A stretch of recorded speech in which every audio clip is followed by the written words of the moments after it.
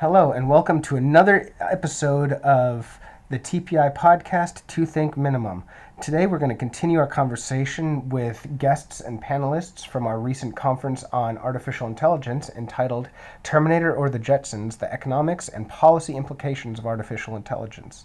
Today we are speaking with Emilio Colombo, who is with the Catholic University in Milan, and I am not going to try and say it in Italian because I would butcher it, who will talk about applying machine learning tools on web vacancies for labor market and skill analysis. I did not come up with that on my own. That was the name of the paper that he presented at the AI conference. And we will be joined as well by Sarah O, Research Fellow at the Technology Policy Institute, and Scott Walston, President and Senior Fellow at TPI. So I will hand it over to them to get this conversation started. Emilio, we're thrilled to have you here. Tell us a little bit about the research that you presented yesterday. The main idea here is that there are some very strong forces that are affecting the labor market. We are all worried about jobs that are disappearing. But actually what is really happening is that although some jobs are actually disappearing and new jobs will be created in the future or are being created, probably the main effect that technology has is to change the way existing jobs are performed.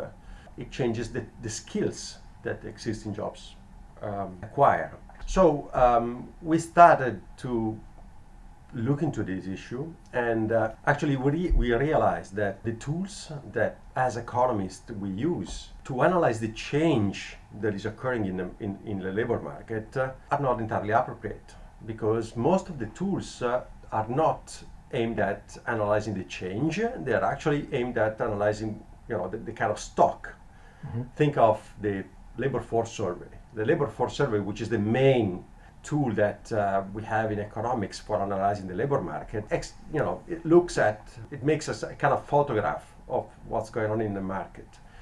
But it's not really looking at the change that is happening. In particular, the labor force survey is not focused on skills and on skills requirement by jobs. So this change that is happening now in the labor market is so fast. We wanted to have a tool. We wanted to look at a tool that was able to deliver some kind of real-time data. And so we started to look at the information content of vacancies which are posted on the web. So I should, before you go on, I want to interrupt and say that one of the things that's so interesting about this is that you start from the premise that we're worried about the changing labor markets because of machine learning and artificial intelligence.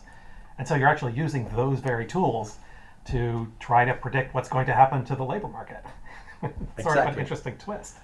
Those tools are really useful, mm-hmm. because the main problem in this case is that you have a huge amount of data. So you need to cope with this data.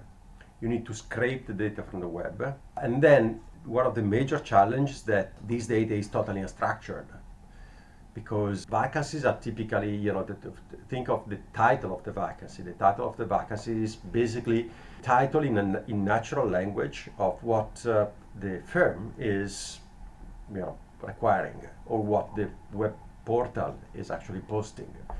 It is not classified into the standard classification of like the SOC in the mm-hmm. US. And the same applies to the content of the vacancy. The content of the vacancy is simply a piece of text. And because you have so many thousands and millions of those vacancies, you cannot classify those things by hand. So you need to have a machine to do it. And we are fortunate because there are a lot of advanced in textual analysis. I'm actually collaborating with a lot of computer scientists, which are designing the softwares to scrape, classify, and analyze the text. It's really a big effort because it takes a lot of expertise to do it. Mm-hmm. But then when you have the machine that is running, then you have a system that is able to analyze millions and millions of observations basically every day. It's just a matter of basically computing power, which we know that now is cheap in a way. So this is a tool that is actually able to tell what firms are requiring basically every day. And if you look at what is happening in each occupation, then you can analyze what kind of skills they require in each occupation.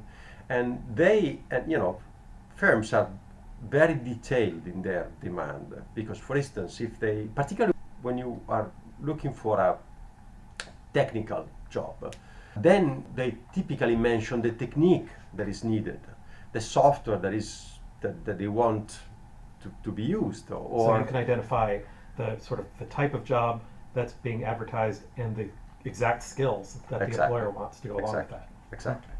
And you can actually add then the place where the job is posted, basically at the town level. So you can actually also have some kind of information about where some jobs are posted, where some skills are required, the kind of education which is required. Very often firms require some years of experience, and again, this is relevant. At the end of the day, you have a very granular type of information, which is very useful and has a lot of potential applications. So, for instance, think of somebody entering the labor market. Somebody has some skills. By plugging the skills into these tools, he or she can have the type of job for which those skills are mostly required. Or this kind of information is very useful for the education sector. Typically, when you need to design a course which is particularly aimed at the labor market, so tailored for the labor market, typically postgraduate courses, masters, executive education, these kind of things, you need to be fine-tuned with what the labor market is actually requiring right now. And those tools are able to tell you what kind of skills the market requires for certain type of jobs. So it seems like there are a couple of things. One is, in principle, you can get a more precise picture of what the labor market looks like right now, which is what Halvarian called predicting the present. But then you also want to use it to predict what types of skills are going to be in demand at some point in the future. Is that? Yes. Uh-huh. Yes. And what sorts of things are you finding so far? Well, I mean, I know you're at the beginning. What we are finding is, first, one of the things that really struck us was that how widespread is the need for what we call soft skills, and it was. Tell us what soft skills mean. Soft skills are basically kind of transversal skills. That basically are competence that enable individual to interact with the others and with the environment, like ability to communicate, problem solving. But the interesting thing is that soft skills are hugely required even on technical jobs, and that was a surprise for us because you can imagine that you need to have a lot of soft skills when you are working with a lot of people. Like a doctor needs to have a lot of soft skills because he's interacting with patients every day. But not necessarily those skills should be required by a programmer or by a computer specialist, but they are required. Which is so we have this idea that you can, if you want, as a programmer, you can just sit and never interact with anybody. The idea of a nerd, right? Exactly. But that turns out to not be true. No. On the one hand, this is because now this kind of technology is so pervasive that these jobs are required in different fields. So you need to interact with a lot of other individuals. But I think this also telling us something about the way we are designing our educational system, because we need to develop these kind of skills because they are incredibly important, okay, in terms of the changing nature of the job. Yesterday there was this discussion about these bank tellers, which were predicted when the advent of the ATM, which was the technological revolution at that time, to disappear in the future. Actually, on the contrary, they increased in number, that they were requested more. But the problem is that if you look at the job of a bank teller now, he or she is not counting money anymore. She's interacting with clients, which means that what is needed is a much larger set of social skills than technical skills.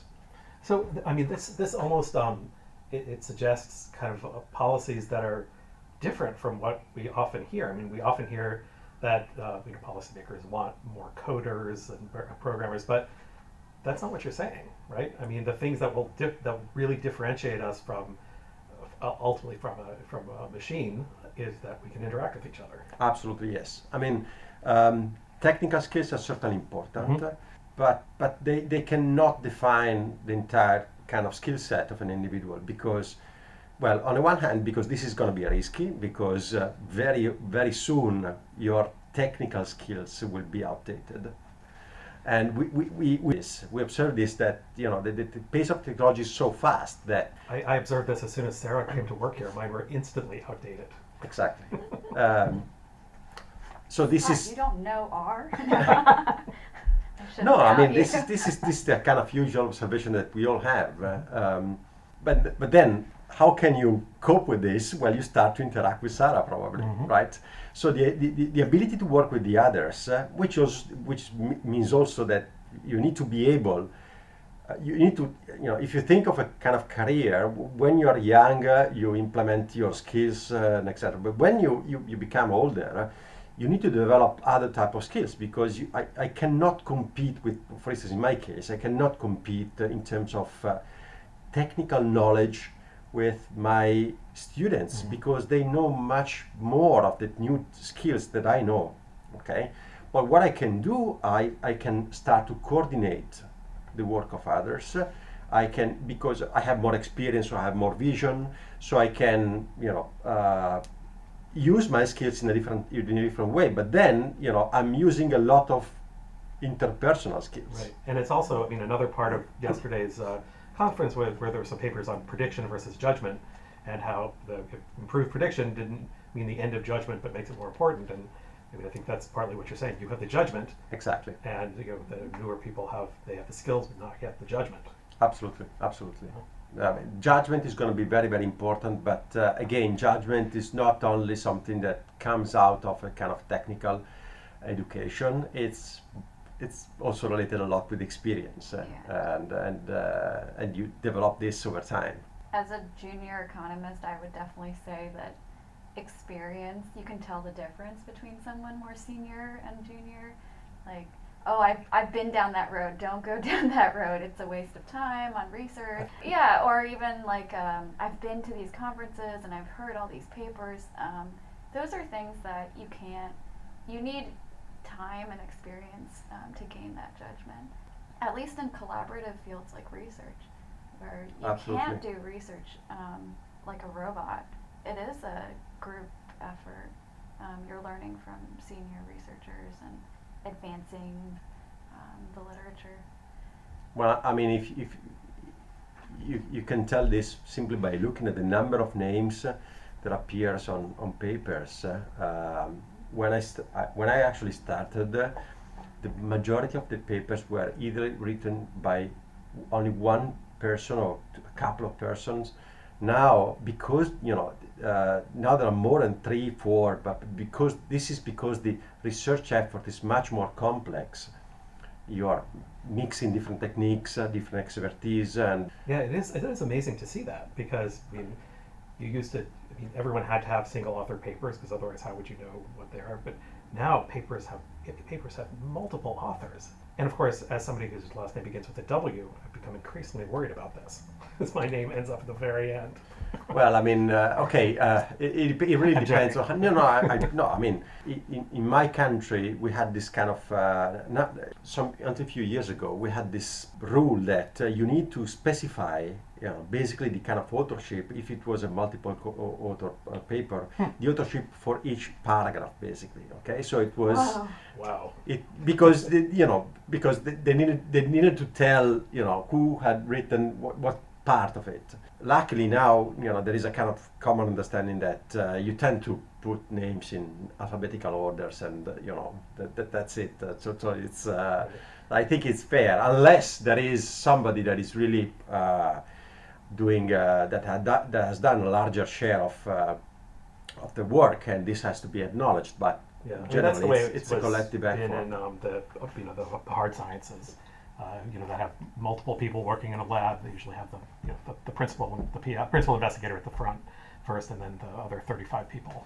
Yeah, after that. yeah. So, I mean, going back to your paper and your work on looking at how the labor market's developing, have you been interacting with people at the various government agencies that are charged with doing this now? I mean, here it's the Bureau of Labor Statistics. I assume you have an analog. Yeah. Actually, what we are doing now, we are kind of scaling up our research project at the European level. We won last year an open tender by an European agency, which is CEDEFOP, that wanted to set up a real-time labor market information tool for the European Union. And they wanted to use the information content of Web Vacancies to do this. Now, as you can imagine, there is a big complication in all this, that we need to do this in a multi-language setting. Because in Europe we have lots of different languages. Actually, you even have some countries that are using different languages within the same country. So we are now extending this tool to the entire European Union, working with experts in each European country. And we are setting up this system. I mean, at the end of this year, we will have the system hopefully scaled up to 7 countries, that the major countries, Italy, France, Germany, Spain, the UK, the Czech Republic, so that we will cover more or less 2/3 of the EU population. So this might be an ignorant question, but there are standard training data sets for textual analysis and anything else. Does it become less precise with languages that are spoken that are less common? I mean, are there the same kind of training data sets available for? Well, any actually, language you need? it really depends on the training set. Mm-hmm. But then again, it depends on the type of country. So, for instance, the Czech Republic has an horrible language for us. I mean, it was totally, it's like Chinese in a way. But the Czech Republic has a fantastic tool. They have the public, this is the kind of beauty of small countries. They have the public website, which is posting the vacancy, that already classifies the vacancy into a standard classification. So this provides a training set which is very large and very good. So, in the case of the Czech Republic, we reached almost 100% accuracy, which is amazing. Wow. It's amazing, but this is because of this training set. In other countries, the percentage are not so high, but then we are working with experts validating the tool. The beauty of this kind of approach is that you start doing this and then you get a sort of a percentage of correct matches. But then you need to simply work on the margin, right? You don't need to reclassify everything because you need to work on the error, which makes life easier. And over time, the system improves because the machine learns on the mistakes as well. So, over time, the more information you get, the more the system becomes precise. So it will improve over time, and this is interesting. And then the other nice thing is that because the information is always there, even if you are making some mistakes, you can also always reclassify information that you previously misclassified, because you can always go back to the information that you retrieved. And again, this is something that makes the tool very useful, because, for instance, on the contrary, suppose you are analyzing these things through a survey. If you're making a mistake in the survey, then you did it and you cannot cancel it, because once you're running a survey, that's it. So under this point of view, this is really useful. For the historical analog, would the EU do surveys of labor employers? Is that before this kind of machine learning scraping? Well, actually, where do you get employer data on skills? In some countries, there are skill surveys.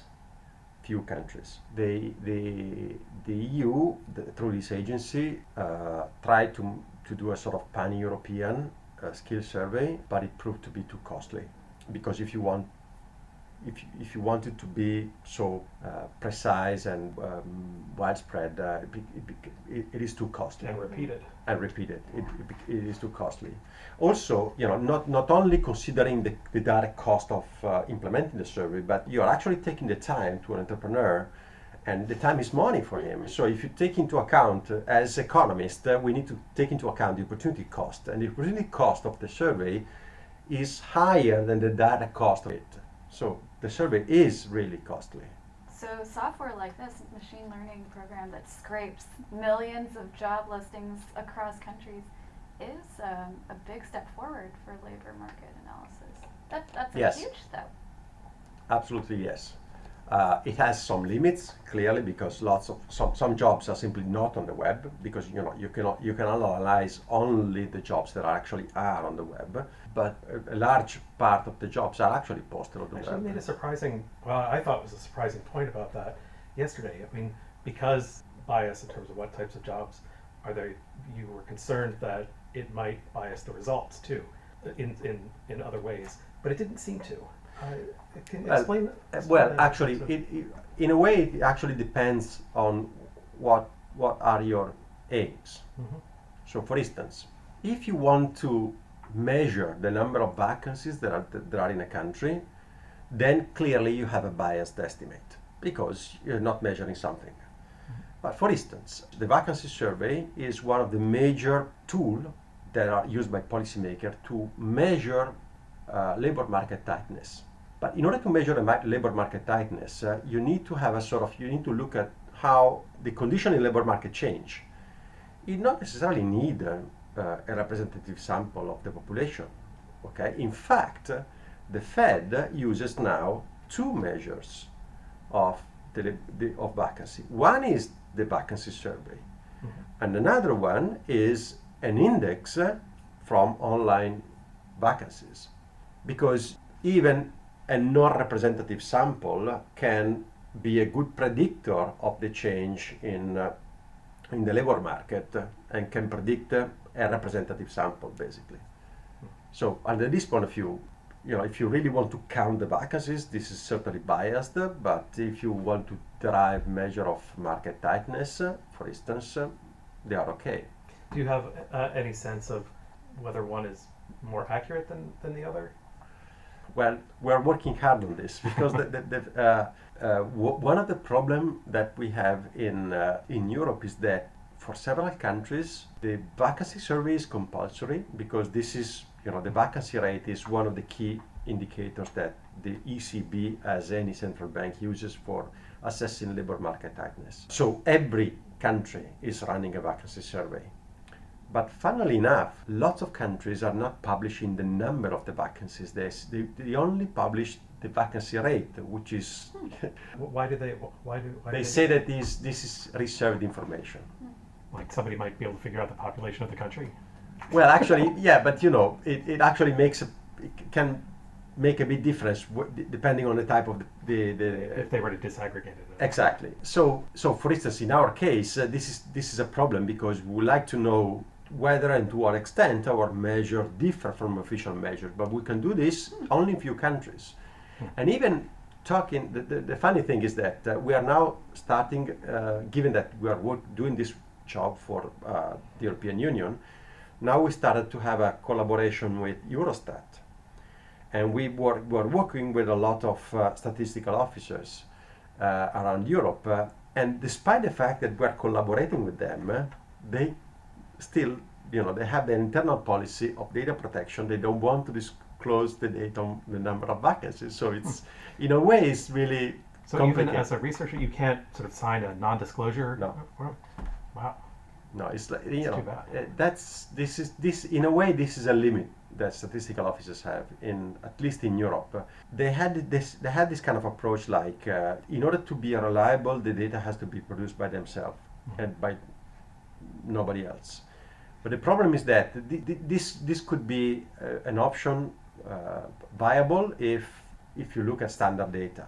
But when you start using data which are produced by techniques of computer scientists, for instance, like in this case, in order to produce this data, they will need to hire computer scientists, and they don't have the budget to do this. So in a way, they are struck by this because they cannot produce the data by themselves, but on the other hand, they don't want to collaborate with others because they are limited by the data protection policy, So which is weird in a way. yeah, so they're kind of stuck. They can't. Well, actually, in some European countries, for instance, take the simple scraping of the data. Okay, Now, the scraping of the data is not illegal because there is no law against it, because we are simply taking the data which is published on the web. So it's like, looking at something, right? And Especially using for a job machine. advertisements, they want people to see Exactly. those. Yeah. But still, because we are doing this as a part of European project, we are still informing the websites what we are doing, and we are asking whether they are willing to give us a backdoor access so we don't slow their system and whatever. So we try to be as open and as transparent as possible, even though there are lots of companies that are doing this as a job and they simply scrape the web without problems. But the funny thing is that for several statistical offices, they actually started this kind of approach, but in order to use the data, they need a written consent. Which basically means that they cannot, They have to get written consent from everybody who posted something on the internet. Exactly. So, because we tend to live in a world where if something is not prohibited, then you tend to assume that it is allowed. Right. But they are so worried about this data protection thing that they simply don't use the data at the end. So it seems like their measures, their indices, are going to become increasingly worse relative to what else is out there. I mean, even if you don't want to say yet that yours is better, someday it will be. It's that's true. I mean, I think in this kind of issues you need to be pragmatic. There are universities, for instance, which will be willing to cooperate with statistical offices. So why not? I mean, in a way, we are starting a collaboration. We'll see how this will develop. Also, you need to take into account the fact that statistical offices in general are terribly underfunded, at least in Europe. I think that's true everywhere. Which is a shame, because the world is changing so fast. We need more information, not less information. And because the world is changing so fast, we need up-to-date information, real-time information. So you need to develop different tools, different methods, and you need to be open on this. And I've found, I don't know about in Europe, but people that I've interacted with at BLS and BEA, they love what they do. And if they had more resources, they would do a lot of interesting Absolutely, things. yes. I mean, the people in these offices are very smart and very good, and with more resources, they would certainly produce much better results. But I mean, we hope that in the next month we will improve our collaboration. So maybe something more will be added to the knowledge. At the end of this project, the idea is that this project will end by 2020, but at the end of it, everything will be made available to the research community. So the data will be made available, but also the programs, because we are doing everything in open source, and everything will be released. Then this is going to depend on the choices of the agency. But at the end, the idea is to have a portal where this data is available to everybody. Are you going to try to post the code in some open source way along the way, or do you want to make sure it's a? No. We will need to finish everything and then post the code. Although we are also collaborating with other universities as well, so we do this as a part of our research. I'm less involved in this technical part because I'm an economist, but my colleagues, computer scientists, are working this as a part of their own agenda, research agenda, and so they're collaborating with others because over time new techniques become available, and they try different tools, and it's always a kind of evolving thing. Well, that actually raises, another point we were talking about earlier, that it's interdisciplinary, and so when you're working with computer scientists, how do you do it? What's your role as the economist? It's funny because they provide the tool and say, okay, this is done. This is a paper. And then I say, look, this is not a paper for me because it's a paper for you because you developed the tool. But I need to get this tool to answer a specific and interesting question. Otherwise, for me, it's not a paper. So this is and this point of view, it's nice because I discover some incredible tools in a way, but my job is basically to take these tools and to use this tool to address the proper question, because for an economist what is relevant is an interesting question to be addressed and to be a problem to be solved. For them, the problem is more technical. That is, I have this kind of data. How can I extract information from this kind of data? In my case, my problem is, what can I do with this information? What kind of question I can address? What kind of problem I can solve?